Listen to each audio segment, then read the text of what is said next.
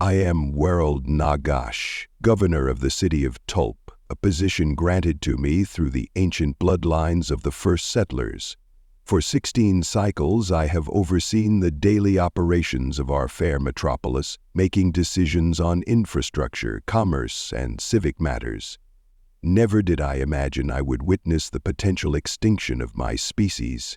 The great rains came early this cycle, and with them, something sinister. The first cases appeared in the Eastern District. Laborers and dock workers, their skin mottled with violet blisters, throats constricted, eyes bulging.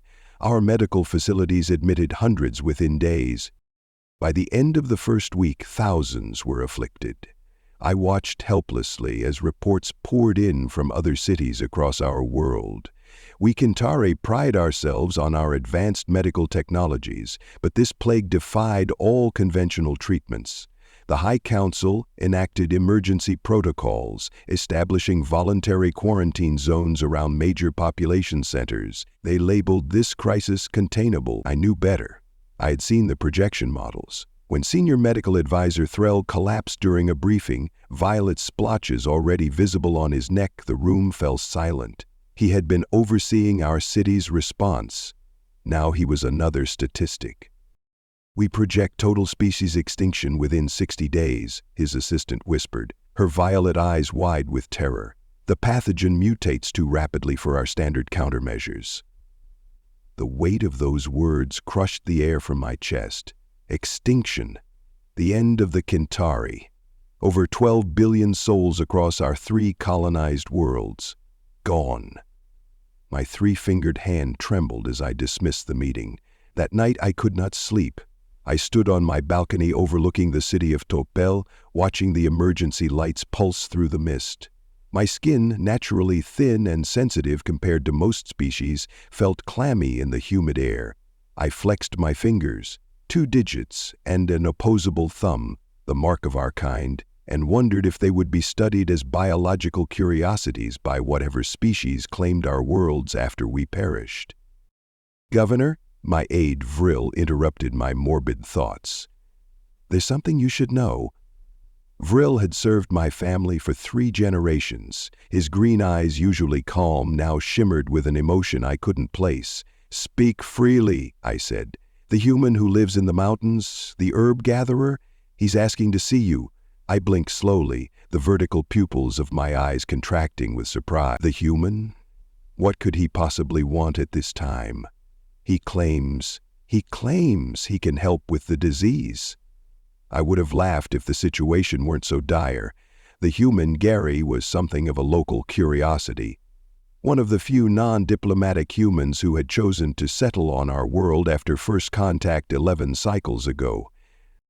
Most humans worked in specialized fields, engineering, gravitational adaptation technologies, or interstellar navigation.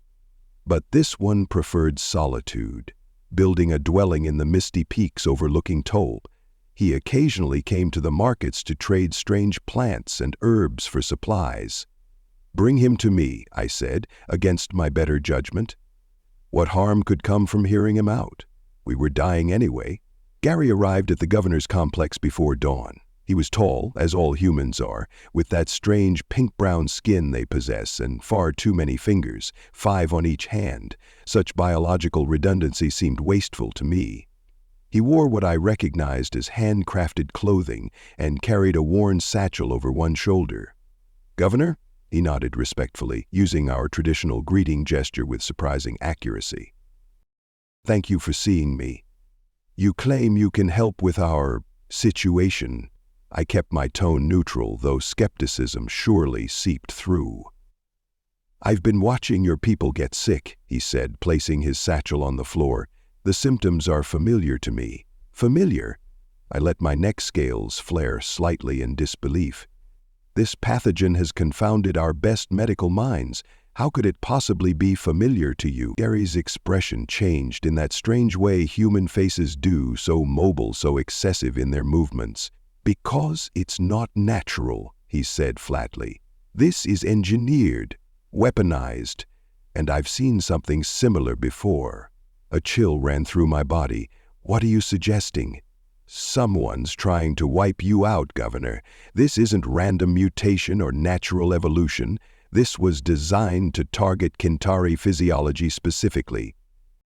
I should have dismissed him immediately. The notion was preposterous. Yet, our rapid population decline, the pathogen's resistance to all treatments, its perfect adaptation to our biology, it was too convenient to be natural. The Vrexians, I whispered, the realization striking like lightning.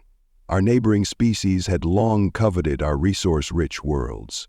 Recently, their diplomatic overtures had intensified, with generous offers to assist with our supposed overpopulation challenges. Gary nodded grimly. They've got the bioweapon capability and the motive. Classic case of trying to make an extinction look natural.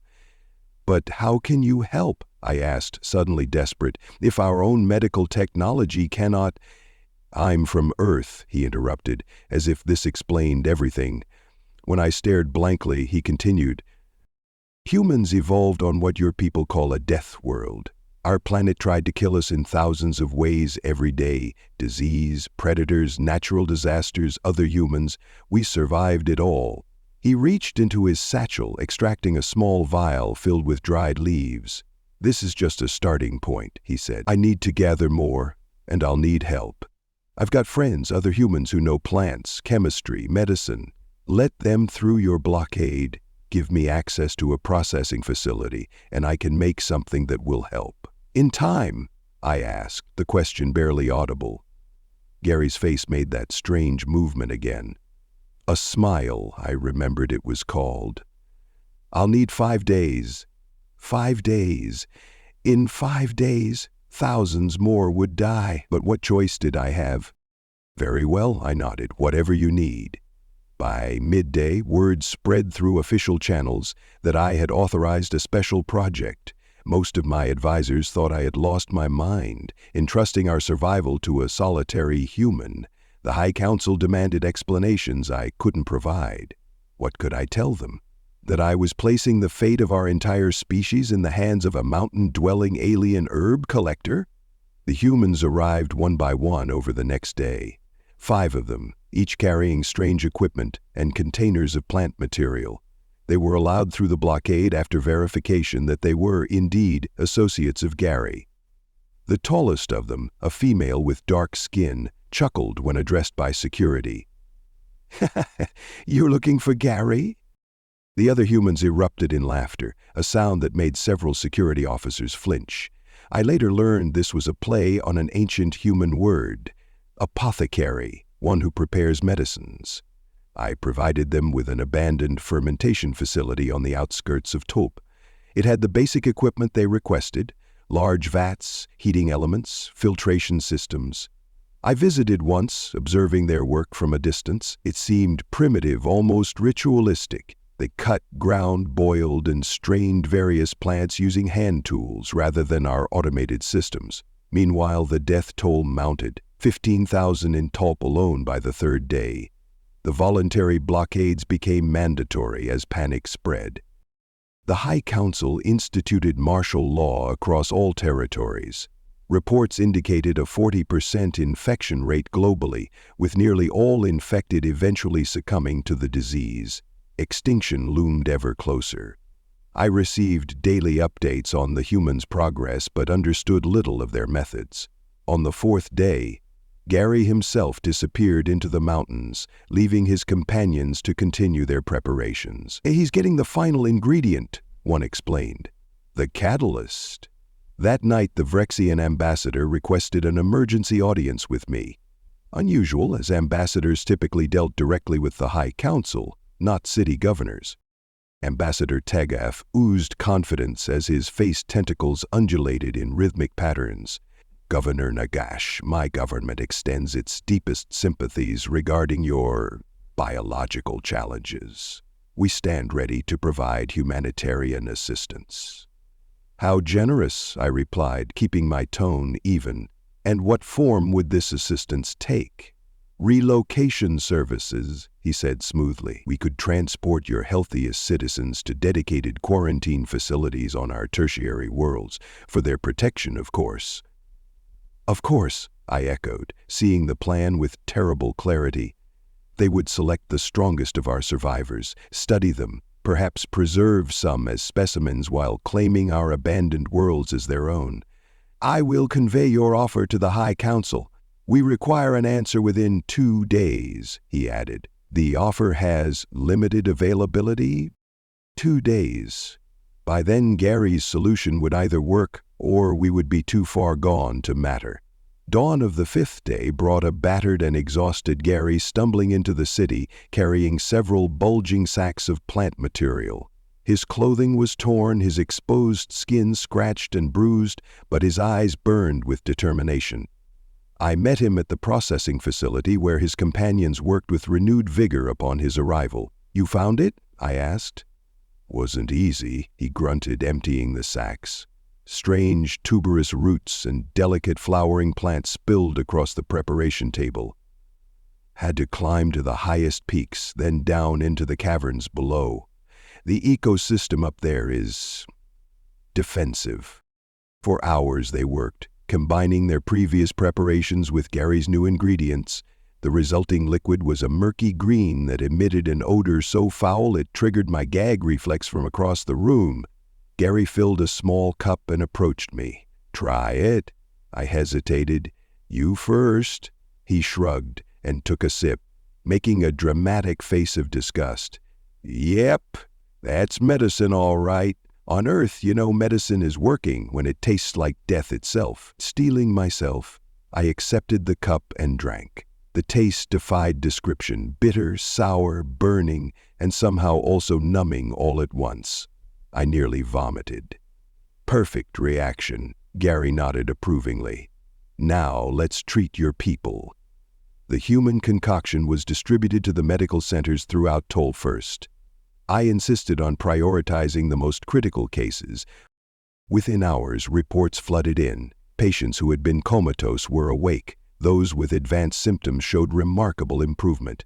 "They're not cured yet," Gary cautioned as we reviewed the data, "but they're on the road to recovery. Keep administering the treatment every 6 hours for 3 days." We transmitted the formula to other cities, along with detailed instructions for gathering the necessary plants. The humans supervised the first large-scale production, ensuring quality. Within days, the treatment reached even our colony worlds. The Vrexian ambassador returned exactly 2 days later as promised. His face tentacles writhed with barely concealed rage when he saw Gary standing beside me. "Ambassador Tegaf," I greeted him. "I'm pleased to inform you that your generous offer of assistance will not be necessary. Our medical crisis is resolving." "Impossible," he hissed. "The pathogen was—" He stopped abruptly, realizing his mistake. "Engineered?" Gary suggested pleasantly.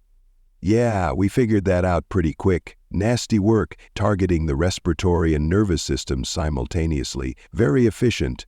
Almost worked, too." The ambassador's eyes darted between us. "These are serious accusations without proof." "Oh, I've got proof," Gary said, producing a data crystal. "Full breakdown of the pathogen, its engineered markers, and, most interestingly, its striking similarities to a bioweapon developed in Vrexian military labs 50 cycles ago. Funny coincidence? Huh?" The ambassador hissed something in his native tongue and stormed out. Within a day, all Vrexian diplomatic personnel had evacuated our world.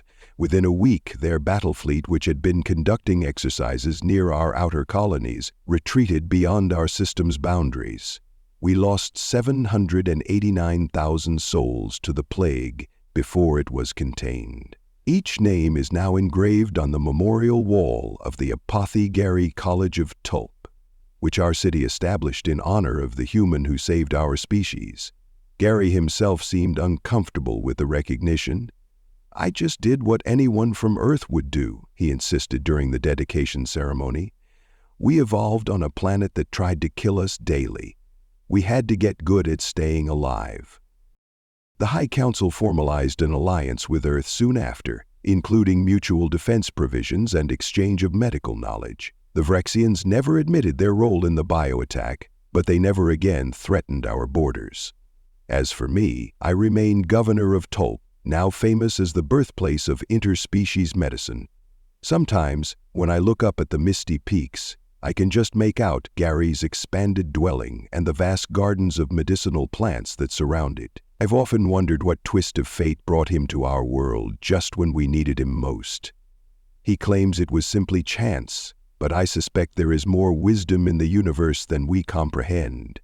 When you evolve on a death world, perhaps you develop not only the means to survive, but also the compassion to help others do the same. Thank you for listening to this story. I hope you enjoyed it. Be sure to leave this video a like and subscribe if you want to see more stuff like this. Video shares, memberships, and super thanks help the channel grow as well, so feel free to partner with this channel in that way as we grow. With that all said, thank you again for listening to the story, and thank you for your time. On the left side of your screen are some videos I think you might be interested in. I hope to see you in the next one.